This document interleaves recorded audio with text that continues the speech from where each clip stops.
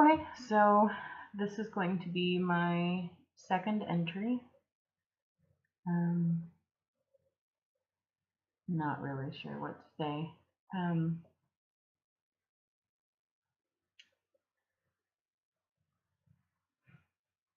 Dad's been getting progressively worse, which is usual with Alzheimer's and dementia patients. He is having some trouble eating, and he's sleeping a lot longer. He doesn't eat very much at all. He'll eat maybe 3 or 4 bites of an entire meal and then call it good. He's been a little more confused. He's been acting stranger, and we've had some issues with keeping him in the daycare facility because he will pace a whole lot and they can't really keep up with him, or he will take people's things, or he'll fall. He's been falling quite a bit too. That's something we're kind of working with on the medication. So be aware going in, if you have a family member or if you get on medication for Alzheimer's and dementia, sometimes those medications can have side effects such as vertigo, extreme dizziness, lethargy. It's just something that comes with the medication. Now, we did take him off of the actual treatment medications because he is at his end of life stage. So at this point, there's really no point. They're not proven medications, and there's really nothing that they would be able to do for him right now. So we went ahead and took him off of them. Doctor agreed, and we just have him on a couple of different things like antipsychotics. We have an anxiety medication, a couple of anxiety medications, and really the anxiety medication I think is what's making him dizzy. But it really feels like it's gonna be soon. And maybe that's just me. Maybe I'm just getting paranoid. I did sort of have a oh god moment last night where I realized that I'm actively losing my father, and not just him losing his memory, he's physically dying. And that was a really hard realization to come to. Um, I mean, I think it hits me again and again and again, and each time it's the same sort of overwhelming helplessness. But the important thing is, you know, to have somebody there to be with him, to be with someone, anyone who has Alzheimer's or dementia. Them being on their own, I think, is terrifying. And that's why we chose to have him at home. I know a lot of people don't, and a lot of people can't cope with their actions, can't, handle seeing their family member like that, and I don't blame them at all. You know, um, there are times where I sit down and I think I can't do this. I can't handle this. I can't, see this person. No, it's not my father anymore. But we, we work together as a family. It's my mom and my brother and I, and we work together to watch him and to take care of him and to make sure he's eating, make sure that he has things that, keep him smiling. And he doesn't understand a lot. He doesn't know what's going on. And he doesn't really remember me or mom. He often refers to her as his aunt. And I don't think he really understands who I am, but he knows that I'm someone safe. That's what he said. He said, "You're safe and you're sweet." And that's enough for me. That's enough. It's enough to be able to know that he trusts me enough to take care of him when he's scared and when he is sick.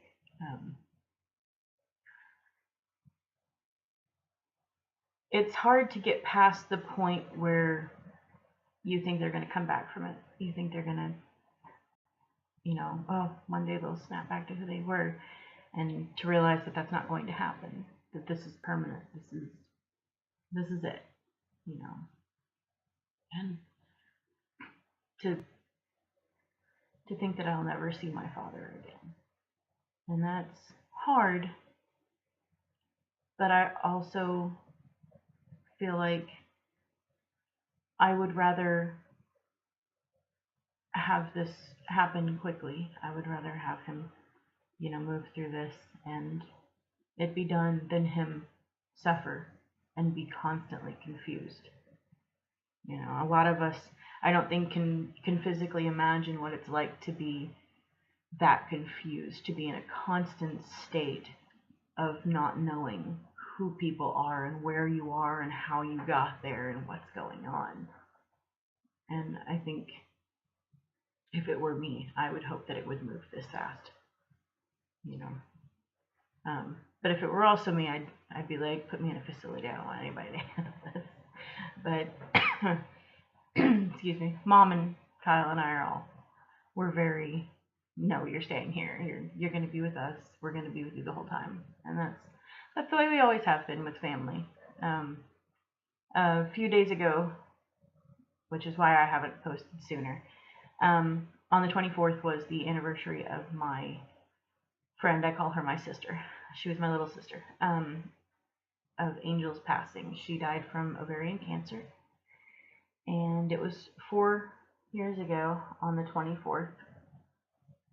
And that was very quick. That was very sudden. And I'm glad it was very sudden, because I never would want anybody to suffer through anything, especially something as painful as what she went through. So a lot of that, dealing with that and dealing with what's going on at home, has kind of kept me from making another update. But I figure soon I'm going to share some stories with you. I'm going to try and update again soon. This is just sort of a, hey, I'm still here. But I am going to share some stories with you. And then I do want to get on more positive notes as well. As you can see behind me, the pictures of landscape right there. I can turn it the correct way. There we go. Not this year, but next year I am going to Italy with my best friend Stephanie.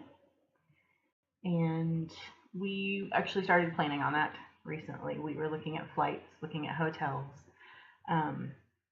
We have a list of them pulled up, so we're going to sort of narrow down our options with price versus amenities versus closeness to all of the things that we want to see. I know a few things that are on the trip roster are going to be obviously the Colosseum, Pantheon, Vatican. We do want to go to the forums and go to some of the fountains. I know one day we want to go to the beach, and we're going to take a day road trip to the countryside, the Tuscan countryside, and drive up to Pisa and take some pictures of the tower and everything, and then drive back down through the 5 cities and back down to Rome. So that'll be a day, and then I guess a day at the beach, and then we're hoping to plan on, it'll be an overnight flight there, and then 5 days in Rome, and then we're going to take a ferry across to Spain and see Madrid, because that's where my favorite football team is. So, and we're going to hopefully get to catch either a game or get some, authentic from the country memorabilia while we're there. Pardon my hair. I just took a shower, by the way, so it's kind of a hot mess right now. And then we'll come back across to Rome, and we're going to take a train down to Naples. And I don't know if we're going to stay in Naples or in Pompeii, but either way, we are going to take a day to go up to the Amalfi Coast. We will be taking a day to go over to Capri and Sicily. And then I know we have an entire day of going to the old city of Pompeii, Herculaneum, and Vesuvius. And I know we want to actually take the walking tour of Vesuvius. Stephanie made a joke that, of course, while we're there, the volcano will go off again. No, that's not going to happen. Of course, she said the same thing about Yellowstone. We're going to get up to Yellowstone, and it'll be the, one time in so long, thousands and thousands of years, this thing finally blows while we're there. You know what? If we're there, it's not going to matter. It's really not. So why not? Just go. Just do it. You know, if you don't take chances, if you don't take risks in life, then what are you doing? Um, but yeah, so there's that. And I know we're looking at more cruises. I think we're sort of stuck between, we loved Carnival, and that was wonderful. I think we want to try a couple other things though, so we're kind of looking at Royal Caribbean as well. Um, I'm a little bit picky on Royal Caribbean because I really want to do the skydiving, which by that time I should have lost enough weight to be able to do it. I don't know if they have a weight limit or what. The zip line, I love the Central Park idea where they have all of the shops and all of the food in the middle. I like that it's such a big ship that it's actually a city, and there's bumper cars and an ice skating rink, and I think that's really exciting. I loved going on Carnival. The staff was amazing. I went on the Triumph, um, and we went last year in May, and that was really amazing. But I had a lot of fun, and I think both of us had a lot of fun, and it was very much worth it. We got a balcony room, which I recommend. I have slight claustrophobia, and so being in a very small cabin with just a little porthole or a little window really would have freaked me out, especially at night, because if I wake up and I think I'm trapped somewhere, what am I going to do? So I would just open the balcony and go out and sit in one of the chairs and watch the moonlight shine off of the ocean. It was one of the most incredible experiences of my life. We swam in a Mexican cenote. It was absolutely gorgeous. Cenote is like an underground cavern that has a clear pool of fresh water, and it goes all the way. Oh, where's my phone? Okay. And it goes all the way down to the bottom. You can see the whole way down to the bottom. This water is crystal clear. The particular cenote that we went to, I believe he said, was actually from a meteorite that had struck, and the water had gathered up, and it was 800 meters below that. And then we went to a Mayan village, and we brought back 2 big jars of Mayan honey. That was amazing. It was delicious. It was really fresh. And what else did we do? We went to Pointe-à-Pierre Ecological Park. That was amazing. That was wonderful. And our tour guide Luis was absolutely fantastic. He was hilarious and he was sweet and he was extremely attractive. So we had a lot of fun. We did have a lot of fun, and he actually took us snorkeling. Stephanie had a bit of an issue with her asthma on the way out, so we ended up having to turn around. We didn't get to go snorkeling very far because I didn't want to just leave her there. And he was kind enough to offer to swim us back, and I told him, no, it's okay. I'm a really good swimmer. I've got her. So the current wasn't horribly strong or anything. I think it was just a little too much. But next time I think we're going to hopefully find somewhere on our next cruise that we can snorkel again that has super clear water, because this one had a lot of seaweed that you had to get past. You had to move past a lot of roughage in the water. So we really want to go snorkeling somewhere where it's clear. And then, of course, you know, I forgot my snorkeling gear when we went to the cenote, and I don't think you could have your snorkeling gear in the cenote. Keep in mind, if you do go on a cruise and you decide to go swimming in the cenote, you cannot wear sun lotion. They try and keep the water as pure as possible. Also, keep in mind, you'll probably get pooped on by bat. Stephanie did twice. I didn't at all. But the tour guides on all of the tours were amazing, and they were all booked through Carnival. They were all incredible. And I think they're local tours that kind of work with Carnival, but we're hoping to do the same thing if we go on Royal Caribbean. We're looking at a couple different cruises, but I think Royal Caribbean's kind of at the top right now. So if you have any suggestions, feel free to, you know, leave it down below. Let me know. And if you have any excursion suggestions, let me know. I'm an adventure fanatic. Obviously I'm a big girl, but I love doing things. I love getting out there. I love hiking. I love horseback riding. I love cycling. You know, swimming in the cenote was amazing. It was actually a climb down into the cavern, and I love that. We actually go caving and wild caving quite often. We went to Carlsbad not long ago, and that was That was great. We're actually getting ready to go to 2 more when we go to Eureka Springs. We're going to go to the Cosmic Caverns, and then we're going to go to Onyx Caves, which neither of them are very, deep. They're both tour guide led. But they do have wild caving options, so I'm going to kind of look at those and see if the people I'm going with are willing to work with me and do that. If not, then that's okay. I go often enough on my own, but hopefully my GoPro will be coming into the scene this time around. I'm going to be taking it with me to Eureka Springs, and I know that I will be taking it when we go to Yellowstone in hopefully June, because that's when I got my days for.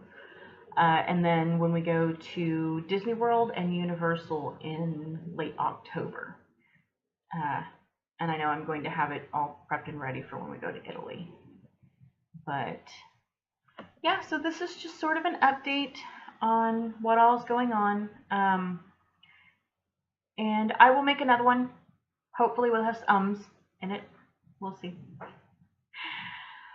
But if you have any questions or want to know anything about living and taking care of someone with Alzheimer's, feel free to send me a message. If you have any questions about trips, send me your question. I'm pretty good at organizing, so at one point I'll have just sort of a vlog about how we got the pricing down for each of the trips that we've taken. When we went to the cruise on Mexico, it was the 2 of us in a balcony, and then we had the hotel there and back, gas there and back, food there and back.